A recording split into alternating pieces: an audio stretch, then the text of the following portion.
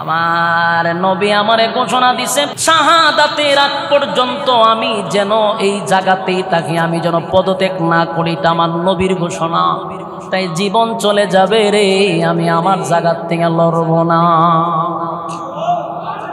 ওই আর কি হয়ে গেছে, সবাই মিছিল শুরু করছে, গদি ছেড়া দেন, গদি ছেড়া দেন, এমন ভাবে আন্দোলন শুরু করছে। হযরত উসমান রাদিয়াল্লাহু তাআলা আনহু জানালার দিকে তাকায়া দেখে শুধু মুনাফিক নয়, নবীর কিছু সাহাবায়ে কেরাম সহ উসমানের কিছু পরিচিত সাহাবীরা সহ এই আন্দোলনে অংশগ্রহণ করছে। এটা দেখার পরে ওনার মনে অনেক কষ্ট লাগছে। হযরত উসমান রাদিয়াল্লাহু তাআলা আনহু চোখের পানিগুলো ছেড়ে দিয়ে কান্না শুরু করে দিল আর আফসোস করতে লাগলো, হায় আফসোস, হায় আফসোস, আমার নবীর অনেক সাহাবীরা কেমনে রে, আমি উসমান রে তারা ভুল বুঝল। ভাইয়ারা আমার, ইতিহাসের পাতায় লেখা আছে একদিন দুই দিন নয় গো, একদিন দুই দিন নয়, প্রায় 22 দিন, কোন জায়গায় 40 দিন হযরত উসমান রাদিয়াল্লাহু তাআলা আনহুকে গৃহবন্দী করে রাখছে। আমরা তো শুধু কারবালার ঘটনা শুনছি, কারবালার ঘটনা শুনছি, হযরত হুসাইন রাদিয়াল্লাহু তাআলা আনহুকে পানি দেয় না, এটা তো ছিল 3 দিনের ঘটনা। আর হযরত উসমানকে পানি দেয় নাই 22 দিন, 22 দিন। সেই ঘটনা কেউ মানুষের সামনে উপস্থাপন করে না। এটা একমাত্র শিয়াদের একটা চক্রান্ত। এই শিয়াদের চক্রান্তের কারণে আজকে এই আলোচনাগুলি কোনো মৌলবী করতে চায় না। আমরা শুধু শুনি হযরত হুসাইন রাদিয়াল্লাহু তাআলা 3 দিন পানি না পাইয়া কারবালাতে, এটা আমরা বিশ্বাস করি কষ্ট দিছে, এটার বিরুদ্ধে আমরা কথা বলি। কিন্তু উসমানকে যে 22 দিন পানি দেয় নাই, 22 দিন খানা দেয় নাই, গৃহবন্দী করে রাখলো, সেই ওয়াজ কোথায় গেল? সেই ওয়াজ করে হযরত হুসাইন রাদিয়াল্লাহু তাআলা কারবালার প্রান্তরে শাহাদাত বরণ করছে, এটা আমাদের কলিজায় আঘাত লাগছে। তাই আমরা ইয়াজিদের বিরুদ্ধে ওয়াজ করি, আমরা তার তীব্র নিন্দা জানাই, ঠিক কিনা? কিন্তু হযরত উসমান রাদিয়াল্লাহু তাআলা আনহুকে 22 দিন ঘরের ভিতরে বন্দী করে ওনাকে পানি দেয় না। পানির পিপাসায় উসমান রাদিয়াল্লাহু তাআলা আনহু জানালার দিকে তাকায়া দেখে শত শত সাহাবীরা দাঁড়ায় আছে গো। উসমান রাদিয়াল্লাহু তাআলা আনহু চোখের পানিগুলো ছেড়ে দিয়া বলে, এ মদিনার মানুষেরা, এই মদিনার মানুষেরা, তোমরা কি সেই দিনের কথা ভুলে গেছো রে, যেই দিন মসজিদে নববীর জায়গা ছিল না? সেদিন হযরত উসমান রাদিয়াল্লাহু তাআলা বলেন, বলো না মদিনার মানুষ, তোমাদেরকে মসজিদে নববীর জায়গাটা আমি কিনে দিয়েছিলাম কিনা? আমার নবীর কথা অনুযায়ী জান্নাত আমার জন্য ওয়াজিব, আমি সেদিন মসজিদে নববীর জায়গা কিনে দিলাম। আজকে তোমরা মসজিদে নববীর মধ্যে আমাকে নামাজ পড়তে দাও না কেন? তোমরা এত কঠোর হয়ে গেলে। আমি উসমানকে কেন তোমরা মসজিদে নববীতে ঢুকতে দাও না? অত্যন্ত হৃদয় বিদারক মর্মান্তিক ঘটনা, যেগুলা আমাদের সামনে তুলে ধরা হয় না। কারণ এইগুলা তুলে ধরলে আমরা বুঝতে পারবো মুসলমানদের ভিতরে ফাটল সৃষ্টি করার মাস্টার মাইন্ড আমরা জানি না ভালো। এই যেন আমরা না জানি, এই জন্য কারবালার মধ্যে নিয়ে আমরা রাখছে, আমরা কই রাখছে কারবালার ভিতরে দেখো উসমান রাদিয়াল্লাহু তাআলা আনহুর ঘটনা, হযরত আলী রাদিয়াল্লাহু তাআলা আনহুকে কারা হত্যা করলো, উসমানকে কারা হত্যা করলো, এই রহস্য যদি আমরা জানতাম তাহলে বুঝতে পারতাম এর পিছনে কারা ইন্ধন দাতা। হযরত উসমান রাদিয়াল্লাহু তাআলা চোখের পানিগুলো ছেড়ে দিয়ে কান্নার বলে, মদিনার মানুষ কেমনে রে তোরা ভুলে গেলি? এই মসজিদে নববীর মধ্যে যখন জায়গা হতো না, আমি উসমান টাকা দিয়া জায়গা কিনে দিলাম। আজকে মসজিদে নববীর ভিতরে আমারে ঢুকতে দিলি না, 22 দিন ধরে আমারে গৃহবন্দী করে রাখলে, এক ফোঁটা পানি আমারে দেও না। এ মদিনার মানুষ, তোমরা কি ভুলে গেছো যেদিন মদিনার মানুষ পানি পান করতে পারতো না? একটা কূপ ছিল, আল্লাহর নবী দাঁড়ায়া বলছিল, কে পারবা এই কূপটা কেউ কিনে দিতা যেন মদিনার মানুষ পানি পান করতে পারে। সেদিন তদানীন্তন সময়ে 50 লক্ষ টাকা খরচ করে আমি কূপটা তোমাদের জন্য কিনে দিছি, মদিনার মানুষ যেন পানি পান করতে পারে। আমার টাকার কিনা কূপের পানি মদিনার মানুষ খায় রে, আর আমি 22 দিন ধরে পানি পাই না। তোমরা আমার সঙ্গে এমনটা কেন করলা? অত্যন্ত মর্মান্তিক ঘটনা। উসমান রাদিয়াল্লাহু তাআলা কান্না বিদ্রোহীদের কানে যায় না গো। অনেক সাহাবীরা উসমানকে ভুল বুঝতে লাগলো। হায় রে, উসমান বারবার বলল আমার টাকার কিনা পানি তোমরা খাও, আমার স্ত্রী আর আমি পানি পাই না। আমি পানি পান না করে রোজা রাখি, ইফতার ছাড়া রোজা রাখতেছি। উসমান রাদিয়াল্লাহু তাআলা এই বক্তব্য শোনার পরে আম্মা জানের উম্মে সালমা নবীর একজন স্ত্রী ছিল, উনি যখন শুনল উসমানের এই করুণ ঘটনা, উনি তাড়াতাড়ি 1 বোতল পানি উনি হযরত উসমানের কাছে নিয়ে আসার জন্য রওনা দিল। কিন্তু তাকায়া দেখেন আম্মা জান উম্মে সালমা যখন উসমানের কাছে পানি নিয়ে আসবে, তখন রাস্তার মধ্যে ওই বিদ্রোহীদের দলেরা আম্মা জানকে আটকায়া দিছে। মহিলাদেরকে দিয়ে আম্মা জানকে চেক করে দেখে পানির বোতল। কত বড় পাষণ্ড এই মুনাফিকের বাচ্চাগুলি! সেদিন আম্মা জানকেও 1 ফোঁটা পানি উসমানের কাছে নিতে দেয় নাই, পানি নিতে দেয়। হযরত উসমান রাদিয়াল্লাহু তাআলা চিঠি লিখলেন হযরত আলী রাদিয়াল্লাহু তাআলার কাছে, আলী রে, গোটা মদিনার মানুষ আমার 1 ফোঁটা পানি পান করতে দেয় না। হযরত আলী চিঠি পাওয়ার পরে পাগল হইয়া উসমানের কাছে চিঠি লিখলেন আর বললেন, উসমান আপনি শুধু ওয়ার্ডার দেন। আমি উসমান, আপনি শুধু ওয়ার্ডার দেন, আমি আলী ওয়াদা দিতেছি আমরা তাদের সঙ্গে যুদ্ধ করব, যুদ্ধ করে সবগুলারে শেষ করে দিব, আপনি শুধু অনুমতি দেন। কিন্তু উসমান রাদিয়াল্লাহু তাআলার কথা হলো মদিনার জমিতে, নবীর জমিনে আমি উসমানের শাসন আমলে কোনো রক্তপাত আমি দেখতে চাই না। এত নির্মম, ওনার উপরে এত নির্যাতন চালাইলো, কিন্তু উনি একটা কথাই বললো, আমি উসমান বেঁচে থাকতে মুসলমানদের মধ্যে মুসলমানদের রক্তপাত হোক এটা আমি চাই না। কারণ হযরত আলীকে উদ্দেশ্য করে বলল, আলী রে, এই বিদ্রোহীদের মধ্যে শুধু বিদ্রোহীরা না, এখানে নবীর অনেক সাহাবীরা ঢুকে গেছে, অনেক মুসলমানদেরকে ভুল বোঝানো হয়েছে। যুদ্ধ শুরু করলে মুসলমানের হাতে মুসলমান হত্যা হবে, তাই রক্ত আমি দেখতে চাই। হযরত আলীও চেষ্টা করলেন উসমানের কাছে যাওয়ার জন্য, কিন্তু বিদ্রোহীরা আলীকে আটকায়া দিল। হযরত আলী রাদিয়াল্লাহু তাআলা হুকে উসমানের কাছে যেতে দিল না। হযরত আলী তখন মাথার পাগড়িটা উসমানের কাছে পাঠায়া দিল যে আমি আসতে চাইছিলাম কিন্তু আমার আসতে দেয় নাই রে। এই অবস্থা যখন চলতে লাগলো, অন্যদিকে হযরত আলী রাদিয়াল্লাহু তাআলা ওনার ছেলে, 2 জন যুবক ছেলে, একজন হাসান, হুসাইন রাদিয়াল্লাহু তাআলা, 2 জনকে পাঠায়া দিলেন, তোমরা উসমানের বাড়ির প্রথম গেটের সামনে দাঁড়ায়া থাকবা, কোন বিদ্রোহীরা যেন উসমানকে হত্যা না করতে পারে। কলিজার 2টা ছেলেকে পাঠায়া দিল, তোমরা যেভাবেই হোক উসমানকে হেফাজত করবা। সুবহানাল্লাহ। রাসূলের পরে আবু বকর সিদ্দিক রাদিয়াল্লাহু তাআলা উনি দেশ চালাইছেন। এরপরে খলিফাতুল মুসলিমিন হযরত ওমর রাদিয়াল্লাহু তাআলা দেশ চালাইছেন।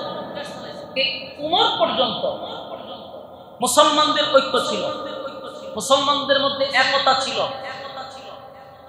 দেখেন আজকে গোটা পৃথিবীতে সব জায়গায় দেখবেন মুসলমান লাঞ্ছিত, অপমানিত, সব জায়গায় কিন্তু আমরা মার খেতেছি।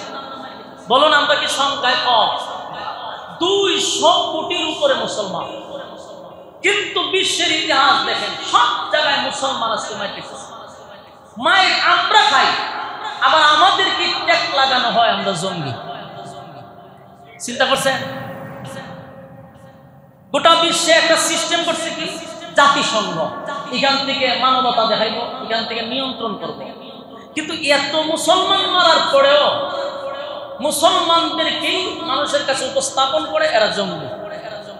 আমেরিকাকে জঙ্গি বলার সাহস পায় না, ইসরায়েলের মতো কুখ্যাত খুনিকে কিন্তু তারা সন্ত্রাসী বলবার সাহস পায় না। মাজলুম মুসলমানদেরকে মারার পরে তারা আবার মানুষের সামনে তাদেরকে টেক লাগায় দেয় জঙ্গি।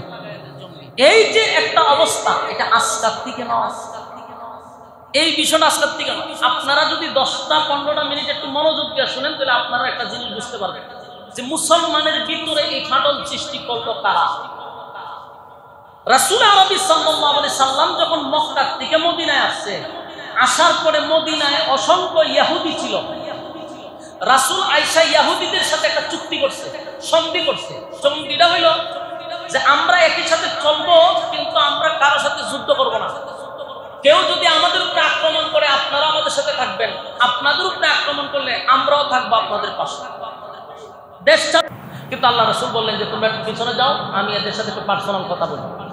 তারা রাসূলকে একটা ঘরের ভিতরে নিয়ে গেছে, ঘরের ভিতরে নিয়ে রাসূলকে বসাইছে।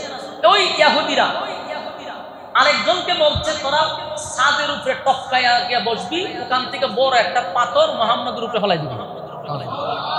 মূল টার্গেট হলো রাসূলকে হত্যা করার জন্য। তো এরা এইদিকে রাসূলের সঙ্গে কথা বলতেছে, আর একটা ইহুদি পাথর নিয়ে উঠছে রাসূলের উপরে ফেলাই দিবে। এই মুহূর্তে জিবরাইল আলাইহিস সালাতু ওয়াস সালাম আয়েশা বলল, হুজুর আপনি তাড়াতাড়ি এখান থেকে উঠেন, আপনাকে হত্যা করার জন্য এরা ষড়যন্ত্র করছে। আল্লাহ রাসূল দ্রুত এখান থেকে উঠে গেলেন। পরবর্তীতে রাসূল এই মদিনা থেকে ইহুদিদেরকে বের করে দিয়েছে, তোরা মদিনা থাকার দরকার নেই, বাইরে বাইরে। এরপরে রাসূলের পরে হযরত আবু বকর দেশ শাসন করছেন। এরপরে হযরত খলিফাতুল মুসলিমিন হযরত ওমর দেশ শাসন করছেন। ইহুদিরা চেষ্টা করছে মুসলমানদেরকে ধ্বংস করার জন্য, কিন্তু পারে নাই। পারে নাই কেন? হযরত ওমরের নেতৃত্বে দেশ পরিচালনা হয়েছে। কোন ইহুদি সাহসটুকু পায় নাই যে মুসলমানের মধ্যে ফাটল সৃষ্টি করবে, কিন্তু চেষ্টা চালায় গেছে। ঘটনাক্রমে ইহুদিদের মধ্যে একজনের নাম ছিল আব্দুল্লাহ ইবনে সাবা। ইয়ামেনে গিয়ে এরা বসবাস শুরু করছে। ইয়ামেনে, মদিনা থেকে দৌড়ে যাওয়ার এখানে থেকে বহুদিন ধরে এরা প্ল্যান করতেছে যে মুসলমানরা এত বিজয় কিভাবে হচ্ছে। আমার মুসল্লি ভাইয়েরা একটু মনোযোগ দিয়ে শুনবেন, এখান থেকে আমাদের শিখার আছে। এই ইহুদিরা চিন্তা করতেছে যে মুসলমানরা এত বিজয় কোথা থেকে পায়, যেখানে যায় তাদের বিজয়, যেখানে যায় তাদের বিজয়। এইভাবে যদি বিজয় হইতে থাকে গোটা পৃথিবী মুসলমানদের হাতে চলে আসবে, আমাদের অস্তিত্ব থাকবে না। তাই এখনই আমাদের একটা ব্যবস্থা নিতে হবে। কিন্তু শাসনামল কার ছিল? হযরত উমরের। এরা এটাও জানে উমরের শাসনামলে যদি আমরা কোনো গিরিঙ্গি বাজাইতে চাই আর উমর যদি কোনোভাবে টের পায় তাহলে জাগাত শেষ করে দিবে। এই জন্য এরা মাস্টার প্ল্যান করতেছে, কিন্তু এরা বহু অ্যানালাইজ করছে যে ঘটনাটা কি, এদের এত শক্তি কোথার থেকে আসে।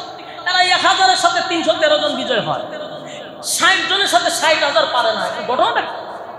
এরা বহু বছর গবেষণা করে দেখলো যে এদের মূল শক্তির উৎস হইল মুসলমানদের মধ্যে আছে একতা। আমি কি আপনারা সোনার একটা বাসায় বলতেছি না, নোহালি ভাষা কিতা বুঝুন, কথাতে বুঝি বুঝছেন না আপনারা? মুসলমানদের কিতা আছে, একতা আছে, মানে ঐক্য আছে। এই ঐক্য থাকার কারণে তাদের সঙ্গে কোনো মানুষ, কোন ইহুদি বলেন, খ্রিস্টান বলেন, যেই যুদ্ধ লাগে এর সাথে পরাজিত হয়। কেন? মুসলমানদের মধ্যে একতা আছে। এই একতাটাই হলো সবচেয়ে বড় শক্তি। বলে যে আপনাদের বিবেকে কি বলে, একতার মধ্যে শক্তি আছে না নাই? এরা বহু বছর প্ল্যান করে বাইগুলো যে এইটাই হলো মূল কথা। তাহলে এখন আমাদের কাজ হবে মুসলমানদের মধ্যে একতা নষ্ট করে দেওয়া, মুসলমানদের মধ্যে একটা ফাটল সৃষ্টি করা। তাদের যেভাবে ঐক্যবদ্ধ আছে এখান থেকে তাদেরকে সরাই দিলেই তাদের শক্তি কমে যাবে। তারা বহু বছর অপেক্ষা করার পরে উমরের শাসনামলে পারে নাই। এরপরে যিনি শাসনামলে আসছে উনিকে হযরত উসমান রাদিয়াল্লাহু তাআলা। উনি ছিলেন নম্র, ভদ্র, লাজুক প্রকৃতির একজন মানুষ। এই ইহুদিরা উনার শাসনামলটাই বেছে নিছে যে এখনই আমাদের যা করা করতে হবে, কারণ উসমান অত্যন্ত নরম মানুষ, উনি ডাইরেক্ট কোনো অ্যাকশনে যাবে না। আর ওনার আমলে যদি আমরা সাকসেস না হইতে পারি আর হব না। সম্মানিত শুধু যেই ভাবনা সেই কাজ। এই আব্দুল্লাহ ইবনে সাবা ইয়ামেন থেকে মদিনায় আসছে। ট্রেনের মাস্টার প্ল্যান তাদের। মদিনায় আইসা প্রকাশ্যে মুসলমানদের সামনে কালেমা পড়ছে। কালেমা পইরা হে মুসলমান হইছে। এই লম্বা দাড়ি, এই লম্বা পাঞ্জাবি, এই লম্বা ভাগরি, ফগড়ে মেসওয়াক, বুঝা যায় বুজুর্গ আসমানতে লাইমাইছে। এত বড় বুজুর্গ কালেমা পড়ার পর থেকে তার ইবাদত বন্দেগী দেখে মানুষ দিন তো দিন তার প্রতি দুর্বল হইতেছে। এত লম্বা নামাজ, এত বড় জিকির, সারাদিন শুধু সে ইবাদতে সময় কাটায়। মোটামুটি মদিনার মধ্যে একটা কানাঘুষা শুরু হয়ে গেল যে আব্দুল্লাহ ইবনে সাবার মধ্যে একটা আমলদারি ব্যক্তি, এত বড় একজন বুজুর্গ আর নাই। সে কালেমা পড়ছে ঠিক, মূলত সে ইহুদি। মাথায় রাখবেন, সে কি ইহুদি। সে কালেমা পড়ছে তার ভিন্ন একটা উদ্দেশ্য। ইবাদত বন্দেগী এমন ভাবে বাড়াইছে, মানুষ দেখলেই তার কাছে বক্ত হয়ে যায় যে সর্বনাশ, উনি বহুত বড় বুজুর্গ। এটাই সে কাজে লাগাইল। কিছুদিন থাকার পরে যখন মানুষের কাছ থেকে একটা জনপ্রিয়তা পাইছে, সবার মুখে মুখে যখন তার কথা ছুড়ে গেছে, সে করলো কি, হযরত উসমান রাদিয়াল্লাহু তাআলার কাছে গেছে। এর ভিতরে উসমান রাদিয়াল্লাহু তাআলার কানে গেছে যে সে একজন ভালো একজন মুসলমান এবং তার ইবাদত বন্দেগী সবার মুখে মুখে উসমান অলরেডি জানছে। সে উসমান রাদিয়াল্লাহু তাআলার কাছে গিয়া কয় যে আমি আপনার কাছে আসছিলাম একটা বিষয় পরামর্শের জন্য। হযরত উসমান রাদিয়াল্লাহু তাআলা কি পরামর্শ? যে রাষ্ট্রীয় কোনো কাজে আমাকে লাগানো যায় কিনা। বুঝতেছেন বিষয়? ওইখান পর্যন্ত সে অলরেডি চলে গেছে যে রাষ্ট্রীয় কোনো কাজে আমাকে লাগানো যায় কিনা। হযরত উসমান রাদিয়াল্লাহু তাআলা সাধারণ কোনো সাহাবী না, বিচক্ষণ সাহাবী। উনি কতক্ষণ তার চেহারার দিকে তাকায়া বলল, না, তোমার যোগ্য মনে হয় না, তোমার রাষ্ট্রীয় কোনো কাজে লাগানো যাবে না। মানে কথাটা বলার পরে তার মাইন্ডটা লাগছে, তার মনে অনেক কষ্ট পাইছে যে এতগুলা মানুষের সামনে আমার অযোগ্য বললো। এবার সে কি করলো, এখান থেকে একটু দূরে গিয়া আরো কিছুদিন থাকার পরে ওই যে বিশাল একটা টিম গঠন করছে, মোটামুটি মানুষের আস্থা, এদেরকে বলতে লাগলো যে হযরত আলী থাকতে, এত বড় একজন যোগ্যতা সম্পূর্ণ একজন ব্যক্তি থাকতে, নবীজির আপন চাচাতো ভাই, নবীর বংশের মানুষ, উনি থাকতে উসমান কিভাবে খেলাফত পায়? সিস্টেম বুঝছেন? সিস্টেম একটা মাইট দিচ্ছে। আর এই কথাটা কিছু সাধারণ মুসলমানরাও এটা আস্তে আস্তে খাওয়া শুরু করছে। দুর্বল দুর্বল মানুষের কাছে একটা মেসেজ দেয়। যেমন আমি একটা এক্সাম্পল দিই, আপনাদের মাদ্রাসায় একজন প্রিন্সিপাল আছে, ভালো মানুষ।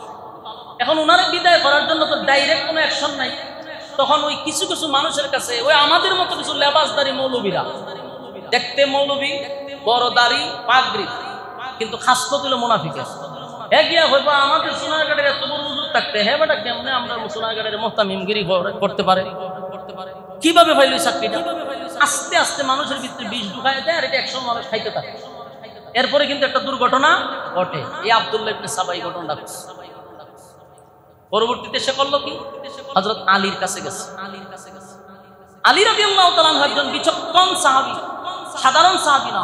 ওনার কাছে গিয়া এইভাবে আস্তে করে ছাড়ছে যে আপনার মতো একজন সাহাবী থাকতে, নবীর বংশের লোক থাকতে, যোগ্যতা সম্পন্ন ব্যক্তি থাকতে উসমান কিভাবে দেশের রাষ্ট্রনায়ক হয়? কথা বুঝতেছেন? হযরত আলী স্যারার ভাই সাহেব বলে তত লক্ষণ বালা না, তোর উদ্দেশ্য বালা না। নেক্সট টাইমে যদি তুই আমার সামনে এই সমস্ত কথা বলবি তাহলে কিন্তু তোর খবর আছে। সে বুঝতে পারছে যে আমার কথা এখানে খাইতো না। অনেক মানুষ দেখবেন ভালো উলামায়ে কেরাম যারা আছে, আসলে ইখলাসপূর্ণ মানুষ, যাদের ভিতরে অহংকার নাই, হিংসা নাই, তাদের কাছে কোনো বিষয় কথা হয়ে ছাড় পায় না। আর যাদের ভিতরে নাফাকি বড়া, এদের কাছে এই সমস্ত লোক গিয়া স্থান পায়। আর এরা একটা সমাজের মধ্যে এক সময় বিস্ফোরণ তৈরি করে। সবার কাছে কিন্তু সবকিছু পারে না। হযরত আলী রাদিয়াল্লাহু তাআলা, আপনাদের কি মনে হয় একজন সাহাবী নবীর শুধু খালি চাচাতো ভাই? বিষয়টা এমন না।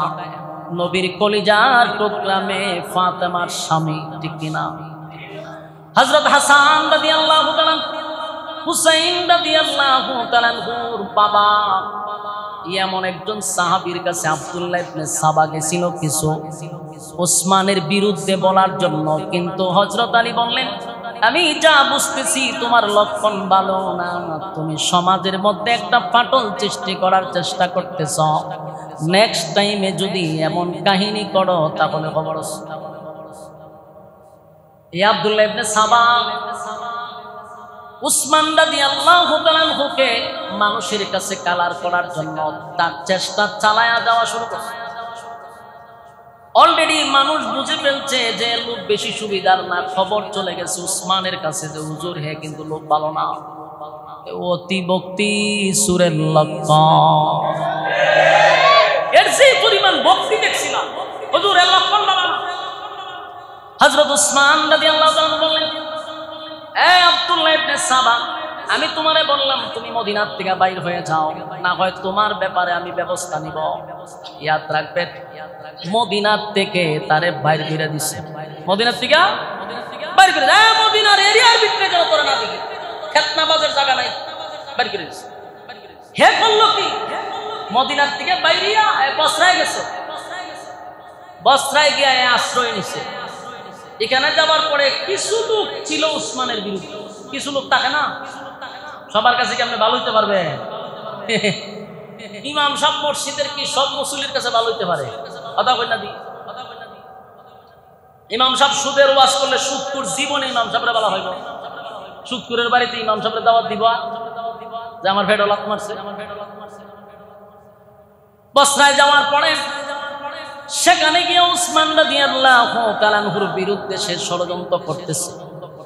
সেখানের গভর্নরের কানে গিয়া পৌঁছে গেছে যে হুজুরের লক্ষণ ভালো না। বসরার মানুষের কাছে উসমানের বিরুদ্ধে বিভিন্ন ধরনের মন্তব্য করে।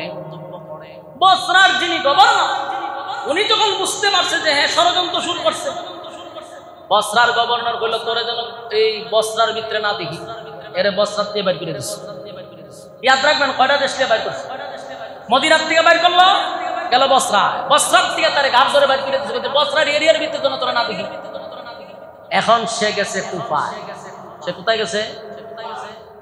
সেখানে গিয়ে আবার কিছুদিন ইবাদত বন্দেগী, প্রথম যে দেশে যায় গিয়ে ইচ্ছা মতে আগে নামাজ রোজা পড়ে, আর তো একটা তসবিলিয়া থাকে, মানে মানুষের উপরে তার আস্থা আগে জন্মাইতে হবে না, লোক বালা। সেখানে যাওয়ার পরে তার ইবাদত বন্দেগী দিকে মানুষ সর্বনাশ, এত বড় বুজুর্গ মানুষ তার উপরে আকৃষ্ট হইতে লাগলো। কিছুদিন পরেই আস্তে আস্তে তার যে মিশন, এটা হলো মানুষের কাছে, জনগণের কাছে উসমানের ব্যাপারে মানুষকে ভুল ধারণা দেওয়া। তাই মানুষের কাছে বলতে লাগলো, অনেক সাহাবীদের কাছেও বলতে লাগলো উসমান কেমন মানুষ। সাহাবীরা বলে উসমানের মতো ভালো তো হয় না, উনি অনেক ভালো মানুষ, দানশীল মানুষ, উনি প্রচুর মানুষকে দান করে। এই আব্দুল্লাহ ইবনে সাবা কয় সে কি দান করে? তার নিজের পকেটের টাকা।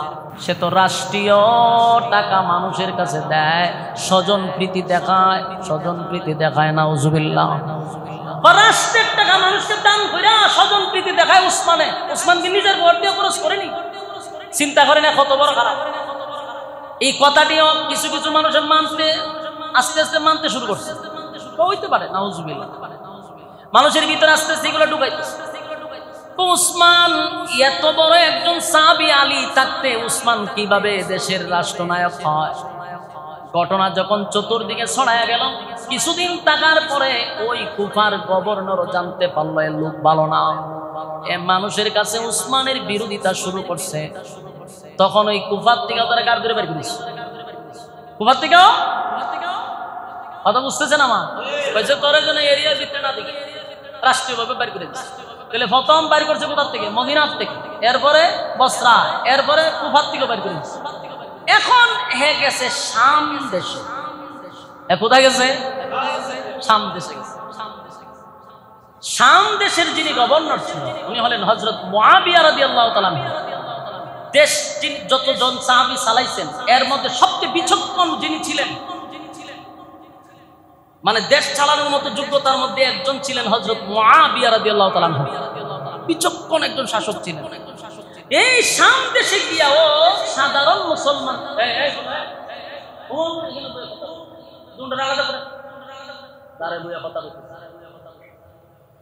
এই শাম দেশে গিয়া ও এই ইহুদি আব্দুল্লাহ ইবনে সাবা প্রথমে ইবাদত বন্দেগী করে মানুষকে বুঝাইছে আমি বড় বুজুর্গ। মানুষ যখন তার কাছে আসতে লাগলো তখন আস্তে আস্তে সে বিষ ঢুকাইতে লাগলো। গভর্নর ছিলেন কে?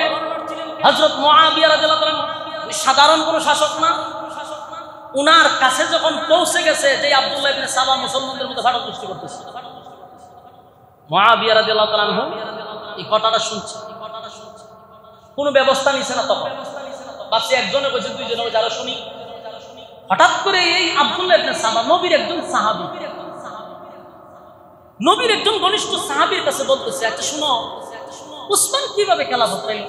কেন? কারণ আলী যেখানে আছে এখানে তো উসমান পাওয়ার কথা না। এই সাহাবী বলল যে, রে তোমার কথাবার্তার মধ্যে তো আমি ইহুদিদের গন্ধ পাইতেছি। সুবহানাল্লাহ। নবীর সাহাবী বুঝতে পারছেন যে তোর কথার মধ্যে আমি ইহুদিদের গন্ধ পাইতেছি। তুই কি আসলে ইসলাম প্রচার করস না ইহুদিদের প্রচার প্রসার শুরু করছস? তোর লক্ষণ ভালো না। এই সাহাবীর কাফাদা ধরছে, তুই রকমের সাথে লয়ে গেছে মুআবিয়া রাদিয়াল্লাহু তাআলার কাছে। গে হুজুর, এর লক্ষণ ভালো। হে হযরত উসমানের বিরোধিতা করতেছে, আমার সন্দেহ লাগতেছে লোকটারে। হযরত মুআবিয়া রাদিয়াল্লাহু তাআলা বললেন, তোরে যেন শাম দেশের ভিতরে আমি না দেখি। কথা কি বুঝতেছে? এর কয় দেশ থেকে বাইর করছে বুঝতেছেন? তোরে যেন আমি শাম দেশের ভিতরে না দেখি, এখান থেকে তারে বাইর করে দিল। এখন সে যাবে কোথায়? এবার সে গেল মিশর। এবার কোথায় গেছে? মিশরে কিন্তু একটা অংশ ছিল হযরত উসমানের বিরুদ্ধে। এখন মিশরে গিয়া তার মিশন সাকসেস হয়েছে। কথা বুঝতেছেন? সেই ইয়ামেন থেকে যে মিশন নিয়ে নামছিল এটা বাস্তবায়ন হয়েছে তার মিশরে।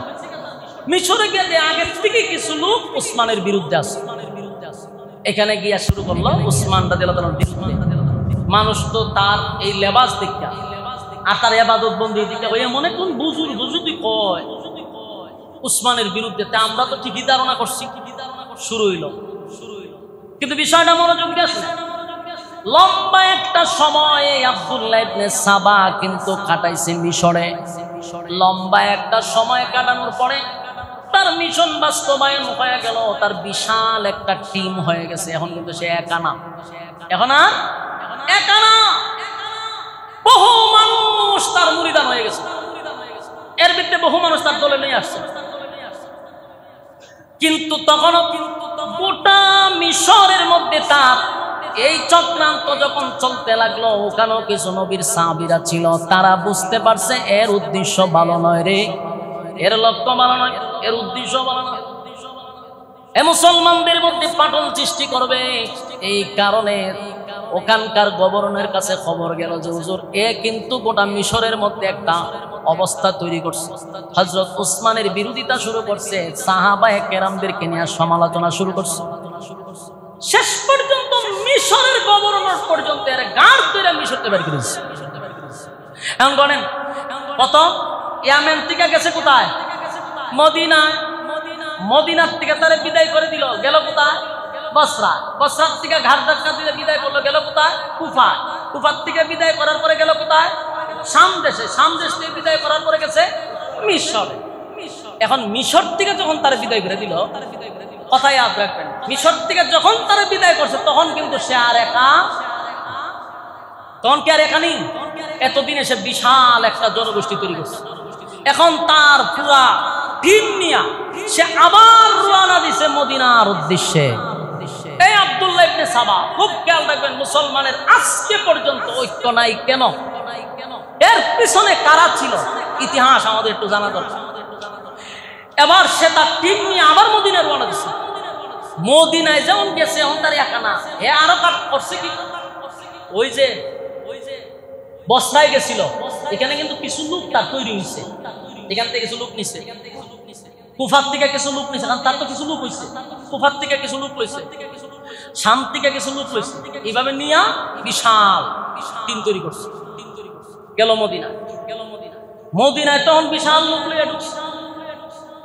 মদিনার অলিতে গলিতে খবর হয়ে গেছে আব্দুল্লাহ ইবনে সাবা বিশাল একটা টিম নিয়ে এখন মদিনার ভিতরে ঢুকছে। সেখানে গিয়ে সে অবস্থান করলো। কিছুদিন যাওয়ার পরেই তার আসল যে উদ্দেশ্য সেটা সে বাস্তবায়ন করার জন্য সে পাগল হয়ে গেছে। এবার তার টিম নিয়ে বসছে, বুঝাবে শোনা, প্রতি জুমার দিনে উসমান রাদিয়াল্লাহু তাআলা উনি জুমার নামাজে দাঁড়ায়া বক্তব্য দেয়, জাতির সামনে ভাষণ দেয়। জুমার নামাজে আমরা উপস্থিত থাকব। যেই মাত্র উসমান রাদিয়াল্লাহু তাআলা যখন উনি বক্তব্য দিবে মসজিদের মিম্বরে দাঁড়াইয়া, তখন আমরা মসজিদের চতুর্দিক থেকে সবাই লাফ দিয়া দাঁড়ায়া যাব। একটা গোলমাল তৈরি করব আর বলবো আমরা আপনাকে ক্ষমতায় দেখতে চাই না। নাউজুবিল্লাহ। আমার কথা কি বুঝতেছেন? আমার যুবক ভাইরা, সকৌশলে এই আব্দুল্লাহ ইবনে সাবা তার টিম নিয়ে চতুর্দিকে মসজিদের দিকে বসায় রাখছে, মসজিদের নববীর ভিতরে। হযরত উসমান রাদিয়াল্লাহু তাআলা যখন মসজিদে নববীর মধ্যে দাঁড়াইয়া উনি যখন বক্তব্য দিতে লাগলেন জাতির উদ্দেশ্যে, হঠাৎ করে তাকায়া দেখেন মসজিদের চতুর্দিক দিয়া মানুষগুলি দাঁড়ায়া বলতেছে আমরা আপনাকে দেখতে চাই না, আপনাকে আমরা ক্ষমতায় দেখতে চাই না। চিৎকার চেঁচামেচি শুরু করছে। উসমান রাদিয়াল্লাহু তাআলা লাজুক প্রকৃতির মানুষ ছিল রে। উসমান রাদিয়াল্লাহু তাআলা একজন লাজুক মানুষ ছিল, উনি নরম তবিয়তের মানুষ ছিল। এই দৃশ্য দেখার পরে উনি আর ঠিক থাকতে পারলো না, উনি সাথে সাথে অজ্ঞান হয়ে পড়ে গেছে, বেহুশ হয়ে পড়ে গেছে। বেহুশ হয়ে পড়ে যাওয়ার পরে উনি যখন হুশ ফিরে আসলো, তাকায়া দেখে ওনার ঘরের ভিতরে উনি বসে শোয়া আছে, ঘরের ভিতরে। ওই মসজিদে বাইর করে ওনার ঘরের ভিতরে শোয়া রাখছে। উনি হুশ ফিরার পরেই বললেন আমি কোথায় আছি, কোন জায়গায় আছি? বলে আপনার ঘরের ভিতরে আপনি শুয়ে আছেন। বলে আমি না মসজিদে ছিলাম। বলে মসজিদ থেকে আপনাকে এখানে আনা হয়েছে কেন? কেন আমাকে এখানে বসাইলো? আমার ঘরের ভিতরে আমারে কেন আনলো? বলে আপনি জানালার দিকে তাকায়া দেখেন, আপনার ঘরের জানালার দিকে একটু তাকান। ভাই আমরা কথা না বলি, সময় খুব কম, একটু মনোযোগ দিয়ে শোনেন। এতক্ষণ শুনলেন, এখন তো মজার জায়গা, একটু মনোযোগ দিয়ে শুনেন। গিরিঙ্গি কেমনে লাগানো? এই সমস্যা কিন্তু আগে ছিল, এখন নাই এমনটা না, এখন এটা আছে। কথা না, এখন আরো বেশি আছে। ঐক্যবদ্ধ হইয়া কেউ যদি চলতে চায়, মাঝখানে কেউ ঢুকতে যাবে, ঢুকতে একটা ফাটল সৃষ্টি করে। আজকে যত বলবো যাবি, যত মারামারি, যত হানাহানি, সব মুনাফিকদের কারণে। মুসলমানের বেশে কিছু মুনাফিক আমাদের সাথেই বসবাস করে।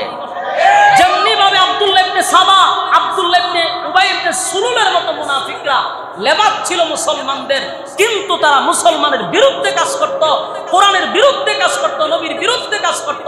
ঠিক তেমনি ভাবে আজও কিছু লেবাসদারী মৌলবীরা যুগের পর যুগ আলেমদের ঐক্য নষ্ট করতেছে বিভিন্ন ভাবে।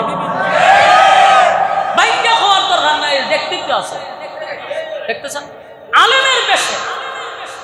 এই যখনই উলামায়ে কেরাম সর্বদলীয় ঐক্য হইতে চায়, তখন একটা মাঝখানে ঢুকে যাবে, ঠিক তেমনি ভাবে উসমান রাদিয়াল্লাহু তাআলা আনহুকে তারা বললেন যে আপনার জানালার দিকে একটু তাকায়া দেখেন। হযরত উসমান রাদিয়াল্লাহু তাআলা জানালা খুলে দেখে হাজার হাজার মানুষ ওনার বাড়ি ঘেরাও করে রাখছে। চিন্তা করছেন, দেশের একজন রাষ্ট্রনায়ক, প্রেসিডেন্ট, পুরা বাড়ি ওনারে ঘেরাও করে রাখছে, গৃহবন্দী। উসমান রাদিয়াল্লাহু তাআলা আশ্চর্য হয়ে গেলেন আর বললেন আমার বাড়ির চতুর্দিকে এত মানুষ কেন দাঁড়ায় আছে, কেন তারা চিল্লাচিল্লি করতেছে, এত মিছিল মিটিং কেন তারা করতেছে? ওই মুনাফিকরা বলে বাহিরে যারা দাঁড়ায় আছে তারা সবাই আপনার পদত্যাগ চায়। আপনি যেন এই ক্ষমতা ছাইরা দেন, এটি আমরা চাই, ছাইরা দিয়ে আমরা না জানগা বেজাল শেষ। নাউজুবিল্লাহ। উসমান রাদিয়াল্লাহু তাআলার কথা হলো যে আল্লাহর নবীর ইশারা আছে। ইশারা কি? বলে আমার নবী বলছেন আমি শাহাদাত বরণ করব। আল্লাহর নবী হযরত উসমানকে বলছিল তোমাকে আল্লাহ এমন একটা সম্মানের চাদর দিবে, এই চাদরটা তোমার শরীরে থাকার পরে অনেক মুনাফিকরা চাদরটা টেনে হিসড়ে নেওয়ার চেষ্টা করবে, কিন্তু তোমার মৃত্যুর আগ পর্যন্ত তুমি তোমার চাদরকে জড়ায় রাখার চেষ্টা করবা। এর উদ্দেশ্য হলো উসমান রাদিয়াল্লাহু তাআলাকে যে খেলাফতের দায়িত্ব পাইছেন, এই খেলাফত থেকে নামার জন্য কিছু মুনাফিকরা চেষ্টা করতেছে কিনা। তার মানে ভবিষ্যৎবাণী হলো এটা নিয়ে তারা টানাটানি করবে, কিন্তু আল্লাহ রাসূল বলছে আমার শাহাদাতের আগ পর্যন্ত আমি যেন গদিটা না ছাড়ি। তাই হযরত উসমান রাদিয়াল্লাহু তাআলা বললেন না, কখনো হতে পারে না, এটা তোমরা যেটা ভাবতেছো এটা কখনো সম্ভব না। আমার নবী আমারে ঘোষণা দিয়েছেন শাহাদাতের আগ পর্যন্ত আমি যেন এই জায়গাতেই থাকি, আমি যেন পদত্যাগ না করি, এটা আমার নবীর ঘোষণা। তাই জীবন চলে যাবে রে, আমি আমার জায়গার থেকে লড়বো না। ওই আর কি হয়ে গেছে, সবাই মিছিল শুরু করছে, গদি ছেড়া দেন, গদি ছেড়া দেন, এমন ভাবে আন্দোলন শুরু করছে। হযরত উসমান রাদিয়াল্লাহু তাআলা আনহু জানালার দিকে তাকায়া দেখে শুধু মুনাফিক নয়, নবীর কিছু সাহাবায়ে কেরাম সহ উসমানের কিছু পরিচিত সাহাবীরা সহ এই আন্দোলনে অংশগ্রহণ করছে।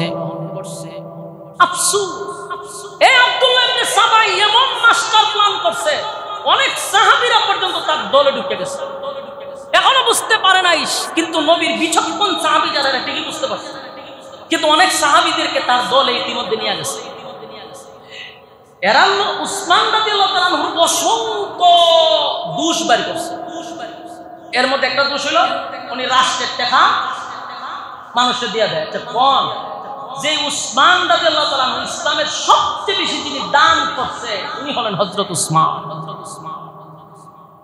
আল্লাহ রাসূল বলছেন, উসমান তুমি যেই পরিমাণ দান করছো আল্লাহর রাস্তায়, তুমি যদি ইবাদত বন্দেগী নাও করো, আল্লাহ এর বদলে তোমার মাফ করে দিবেন। উসমান তদানীন্তন সময়ের কোটি কোটি হাজার কোটি টাকার মালিক ছিল, আর উসমান রাদিয়াল্লাহু তাআলা আনহু এই অপবাদ দিয়েছে, এটা কি মেনে নেওয়া যায়? মেনে নেওয়া যায়? এগুলো ভিত্তিহীন মানুষের কাছে ঢুকেছে। আরো কিছু চক্রান্ত আছে, আমি একটু না বলি তাহলে আপনারাও চিন্তা করেন যে কেন বাদ দিল, মনে মধ্যে একটা প্রশ্ন হয়তো না, উসমান কেন ক্ষমতার থেকে লামাইতে চায়? আবার অসংখ্য নবীর সাহাবীরাও এই আন্দোলনে যোগ দিছে। ঘটনাটা কি?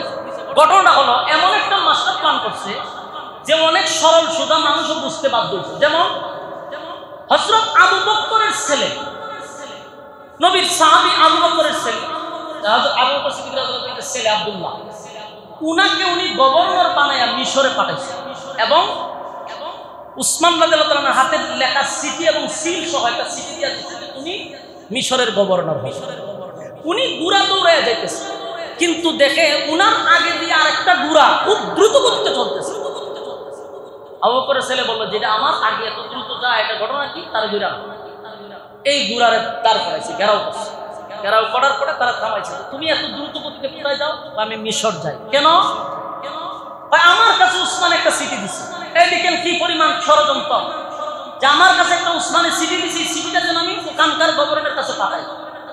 তখন হযরত আবু বকরের ছেলে উনি চিঠিটা আনছে, আইনা দেখে এটা উসমানের হাতে লেখা, সিলও দেখা যায় উসমান রাদিয়াল্লাহু তাআলার হাতে। কি লেখছে? যে আমি আবু বকরের ছেলেকে পাঠাচ্ছি মিশরে, মিশরে যাওয়ার সাথে সাথে তাকে তোমরা হত্যা করবা। নাউজুবিল্লাহ। চিন্তা করছেন? আর ওই যে সিলটা লিখে পাঠাইছে এটা কিন্তু হযরত উসমানের হাতে না, এটা নকল করা হয়েছে, ওনার সিলটা নিয়ে গেছিল, নকল করে লেছিল। আর এই সুযোগে এই মুনাফিকরা উসমানের নামে চিঠি দিয়া গোটা বিভিন্ন রাজ্যে উসমানের বিরুদ্ধে মানুষকে কেফায়া করছে। মূলত হলো ষড়যন্ত্রের মেইন জায়গা। তাই অনেক সাহাবীরাও চিন্তা করলো, যখন হযরত আবু বকর রাদিয়াল্লাহু তাআলার ছেলে চিন্তা করলো যে আমার উনি পাঠাইলো চিঠি দিয়া ওখানকার গভর্নর হওয়ার জন্য, তা আমার আগে উনি চিঠি পাঠাইছে যেন আমরা হত্যা করে, এটা করলো কেন? আসলে কি উসমান রাদিয়াল্লাহু তাআলা চিঠি দিছে? এই ভুল বুঝাবুঝির থেকে কিন্তু সৃষ্টি হয়েছে। যা কেন লম্বা ঘটনা, সংক্ষেপে আমি আপনাদেরকে বলি। এরপরে দেখেন চতুর্দিকে যখন ঘেরাও করে বলেছে, উসমান রাদিয়াল্লাহু ছায়া দেখে যে ওনার অনেক পরিচিত সাহাবীরাও এই বিদ্রোহীদের সাথে অংশগ্রহণ করছে। এটা দেখার পরে ওনার মনে অনেক কষ্ট লাগছে। হযরত উসমান রাদিয়াল্লাহু তাআলা চোখের পানিগুলো ছেড়ে দিয়ে কান্না শুরু করে দিল, আর আফসোস করতে লাগলো, হায় আফসোস, হায় আফসোস, আমার নবীর অনেক সাহাবীরা কেমনে রে, আমি উসমান রে তারা ভুল বুঝলো। ভাইয়ারা আমার, ইতিহাসের পাতায় লেখা আছে, একদিন দুই দিন নয় গো, একদিন দুই দিন নয়, প্রায় 22 দিন, কোন জায়গায় 40 দিন হযরত উসমান রাদিয়াল্লাহু তাআলা আনহুকে গৃহবন্দী করে রাখছে। আমরা তো শুধু কারবালার ঘটনা শুনছি, কারবালার ঘটনা শুনছি, হযরত হুসাইন রাদিয়াল্লাহু তাআলা আনহুকে পানি দেয় না, এটা তো ছিল 3 দিনের ঘটনা। আর হযরত উসমানকে পানি দেয় নাই 22 দিন, 22 দিন। সেই ঘটনা কেউ মানুষের সামনে উপস্থাপন করে না। এটা একমাত্র শিয়াদের একটা চক্রান্ত। এই শিয়াদের চক্রান্তের কারণে আজকে এই আলোচনাগুলি কোনো মৌলবী করতে চায় না। আমরা শুধু শুনি, হযরত হুসাইন রাদিয়াল্লাহু তাআলা 3 দিন পানি না পাইয়া কারবালাতে, এটা আমরা বিশ্বাস করি কষ্ট দিছে, এটার বিরুদ্ধে আমরা কথা বলি, কিন্তু উসমানকে যে 22 দিন পানি দেয় নাই, 22 দিন খানা দেয় নাই, গৃহবন্দী করে রাখলো, সেই ওয়াজ কোথায় গেল? সেই ওয়াজ করে হযরত হুসাইন রাদিয়াল্লাহু তাআলা কারবালার প্রান্তরে শাহাদাত বরণ করছে, এটা আমাদের কলিজায় আঘাত লাগছে। তাই আমরা ইয়াজিদের বিরুদ্ধে ওয়াজ করি, আমরা তার তীব্র নিন্দা জানাই, ঠিক কিনা? কিন্তু হযরত উসমান রাদিয়াল্লাহু তাআলা হুকে 22 দিন ঘরের ভিতরে বন্দী করে ওনাকে পানি দেয় না। পানির পিপাসায় উসমান রাদিয়াল্লাহু তাআলা জানালার দিকে তাকায়া দেখে শত শত সাহাবীরা দাঁড়ায় আছে গো। উসমান রাদিয়াল্লাহু তাআলা চোখের পানিগুলো ছেড়ে দিয়া বলে, এ মদিনার মানুষেরা, এই মদিনার মানুষেরা, তোমরা কি সেই দিনের কথা ভুলে গেছো রে, যেই দিন মসজিদে নববীর জায়গা ছিল না, আমার নবী দাঁড়ায়া বলছিল। সেদিন হযরত উসমান রাদিয়াল্লাহু তাআলা বলেন, বলো না মদিনার মানুষ, তোমাদেরকে মসজিদে নববীর জায়গাটা আমি কিনে দিয়েছিলাম কিনা? আমার নবীর কথা অনুযায়ী জান্নাত আমার জন্য ওয়াজিব, আমি সেদিন মসজিদে নববীর জায়গা কিনে দিলাম। আজকে তোমরা মসজিদে নববীর মধ্যে আমাকে নামাজ পড়তে দাও না কেন? তোমরা এত কঠোর হয়ে গেলে। আমি উসমানকে কেন তোমরা মসজিদে নববীতে ঢুকতে দাও না? অত্যন্ত হৃদয় বিদারক মর্মান্তিক ঘটনা, যেগুলা আমাদের সামনে তুলে ধরা হয় না, কারণ এইগুলা তুলে ধরলে আমরা বুঝতে পারবো মুসলমানদের ভিতরে ফাটল সৃষ্টি করার মাস্টার মাইন্ড আমরা জানি না ভালো। এই যেন আমরা না জানি, এই জন্য কারবালার মধ্যে নিয়ে আমরা রাখছে, আমরা কই রাখছে কারবালার বিদ্যাটা। উসমান রাদিয়াল্লাহু তাআলার ঘটনা, হযরত আলী রাদিয়াল্লাহু তাআলাকে কারা হত্যা করলো, উসমানকে কারা হত্যা করলো, এই রহস্য যদি আমরা জানতাম তাহলে বুঝতে পারতাম এর পিছনে কারা ইন্ধন দাতা।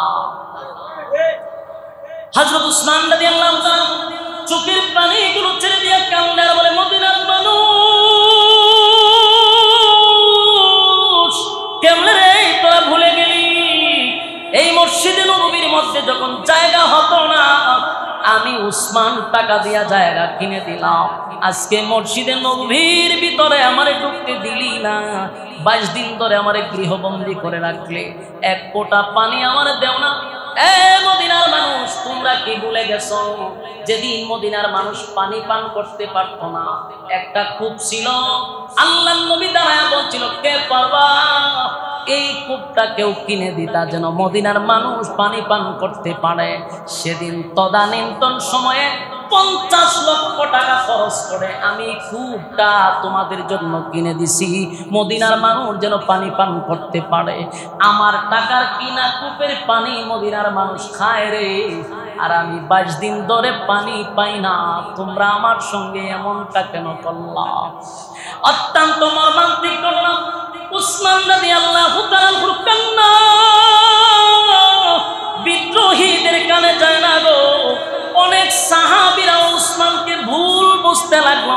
হায় রে, উসমান বারবার বলল, আমার টাকার কিনা পানি তোমরা খাও, আমার স্ত্রী আর আমি পানি পাই না, আমি পানি পান না করে রোজা রাখি, ইফতার ছাড়া রোজা রাখতেছি। উসমান রাদিয়াল্লাহু তাআলা এই বক্তব্য শোনার পরে আম্মা জানের উম্মে সালমা নবীর একজন স্ত্রী ছিল, উনি যখন শুনল উসমানের এই করুণ ঘটনা, উনি তাড়াতাড়ি এক বোতল পানি উনি হযরত উসমানের কাছে নিয়ে আসার জন্য রওনা দিল। কিন্তু তাকায়া দেখেন আম্মা জান উম্মে সালমা যখন উসমানের কাছে পানি নিয়ে আসবে, তখন রাস্তার মধ্যে ওই বিদ্রোহীদের দলেরা আম্মা জানকে আটকায়া দিছে। মহিলাদেরকে দিয়ে আম্মা জানকে চেক করে দেখে পানির বোতল। কত বড় পাষণ্ড এই মুনাফিকের বাচ্চাগুলি! সেদিন আম্মা জানকেও এক ফোঁটা পানি উসমানের কাছে নিতে দেয় নাই, পানি নিতে দেয়। হযরত উসমান রাদিয়াল্লাহু তাআলা চিঠি লিখলেন হযরত আলী রাদিয়াল্লাহু তাআলার কাছে, আলী রে, গোটা মদিনার মানুষ আমার এক ফোঁটা পানি পান করতে দেয় না। হযরত আলী চিঠি পাওয়ার পরে পাগল হইয়া উসমানের কাছে চিঠি লিখলেন আর বললেন, উসমান, আপনি শুধু অর্ডার দেন, আমি উসমান, আপনি শুধু ওয়াদা দেন, আমি আলী ওয়াদা দিতেছি, আমরা তাদের সঙ্গে যুদ্ধ করব, যুদ্ধ করে সবগুলারে শেষ করে দিব, আপনি শুধু অনুমতি দেন। কিন্তু উসমান রাদিয়াল্লাহু তাআলা কথা বলো, মদিনার জমিতে, নবীর জমিনে আমি উসমানের শাসন আমলে কোনো রক্তপাত আমি দেখতে চাই না। এত নির্মম, ওনার উপরে এত নির্যাতন চালাইলো, কিন্তু উনি একটা কথাই বললো, আমি উসমান বেঁচে থাকতে মুসলমানদের মধ্যে মুসলমানদের রক্তপাত হোক এটা আমি চাই না। কারণ হযরত আলীকে উদ্দেশ্য করে বলল, আলী রে, এই বিদ্রোহীদের মধ্যে শুধু বিদ্রোহীরা না, এখানে নবীর অনেক সাহাবীরা ঢুকে গেছে, অনেক মুসলমানদেরকে ভুল বোঝানো হয়েছে, যুদ্ধ শুরু করলে মুসলমানের হাতে মুসলমান হত্যা হবে, তাই রক্ত আমি দেখতে চাই। হযরত আলীও চেষ্টা করলেন উসমানের কাছে যাওয়ার জন্য, কিন্তু বিদ্রোহীরা আলীকে আটকায়া দিল।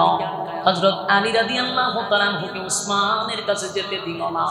হযরত আলী তখন মাথার পাগড়িটা উসমানের কাছে পাঠায়া দিল যে আমি আসতে চাইছিলাম কিন্তু আমার আসতে দেয় নাই রে। এই অবস্থা যখন চলতে লাগলো, অন্যদিকে হযরত আলী রাদিয়াল্লাহু তাআলা ওনার ছেলে, দুইজন যুবক ছেলে, একজন হাসান, হুসাইন রাদিয়াল্লাহু তাআলা, দুইজনকে পাঠায়া দিলেন, তোমরা উসমানের বাড়ির প্রথম গেটের সামনে দাঁড়ায়া থাকবা, কোন বিদ্রোহীরা যেন উসমানকে হত্যা না করতে পারে। কলিজার দুইটা ছেলেকে পাঠায়া দিল, তোমরা যেভাবেই হোক উসমানকে হেফাজত করবা। সুবহানাল্লাহ। তো সামনে তো দরজায় দাঁড়ায় আছে হযরত আলীর ছেলে, দুইজন যুবক দাঁড়ায় আছে, অসংখ্য যুবক সাহাবীরা উসমানের পক্ষে ছিল, তারা দাঁড়ায় আছে যেন উসমানের উপরে আক্রমণ না করতে পারে। কিন্তু এই গাথক মুনাফিকের বাচ্চাগুলি, ইহুদিদের বাচ্চাগুলির স্বভাব হলো পিছন দিকে মারা। এটা স্বভাব কি? কথা কয়। আপনারা দেখছেন না ফিলিস্তিনের অবস্থা, যখন মানুষ ঘুমায় তখন ইহুদিদের বাচ্চারা আমাদের নিষ্পাপ মা বোনদেরকে হত্যা করে। এটা তাদের অবস্থা। সম্মানিত শুধু সময়ও শেষ, আলোচনা কতক্ষণ নিয়ে যাব।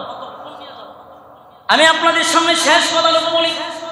সামনে দিয়া যখন উসমানকে পাহারা দিতেছিল, কিন্তু আব্দুল্লাহ ইবনে সাবার গোষ্ঠীরা উসমান রাদিয়াল্লাহু তাআলা ওয়াল টপকায়া ভিতরে যখন ঢুকে গেল, উসমান রাদিয়াল্লাহু তাআলা একজন সাহাবীর সঙ্গে কথা বলতেছিল।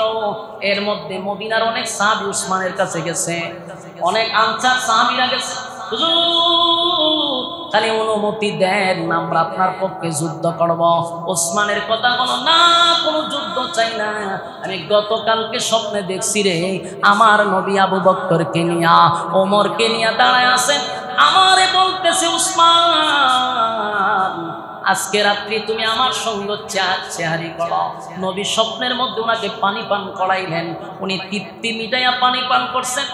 আর আল্লাহর হাবিব বললেন স্বপ্নের মাধ্যমে, তুমি এখন রোজা রাখবা, শীঘ্রই তুমি আমাদের সঙ্গে বসে ইফতারি করবা। সুবহানাল্লাহ। হযরত উসমান বুঝে গেছেন যে আজকে ইফতারের আগে আমি দুনিয়া থেকে বিদায় হয়ে যাব, আমি শাহাদাত বরণ করব। তাই উসমান রাদিয়াল্লাহু তাআলা কুরআন শরীফ নিয়ে যখন পড়তেছিলেন, একটা আয়াত পড়তেছিলেন, ফাসায়াকফিকাহুমুল্লাহ, এই আয়াতটা পড়তেছিল, পিছনের ওয়াল টপকাইয়া ঘাতকরা ঘরের ভিতরে প্রবেশ করে হযরত উসমান রাদিয়াল্লাহু তাআলা মাথা মোবারকের মধ্যে আঘাত করছে, ওনার মাথা মোবারকটা কেটে কোরআনের মধ্যে পড়ে গেছে। আমার যুবক ভাইরা, পিছন থেকে আঘাত করে উসমানকে হত্যা করলো, উসমান রাদিয়াল্লাহু তাআলা শাহাদাত বরণ করলো। যে আয়াতটা পড়ছিল ফাসায়াকফিকাহুমুল্লাহ, তাদের জন্য আল্লাহই যথেষ্ট, এই আয়াতের মধ্যে রক্তটা যখন পড়ে গেল, কিয়ামতের ময়দানে অসংখ্য সাহাবীদের সাক্ষী হবে, শাহাদাতের সাক্ষী হবে গুরা তলোয়ার, কিন্তু হযরত উসমান একমাত্র ব্যক্তি যার শাহাদাতের সাক্ষী হবে স্বয়ং আল্লাহর কোরআন।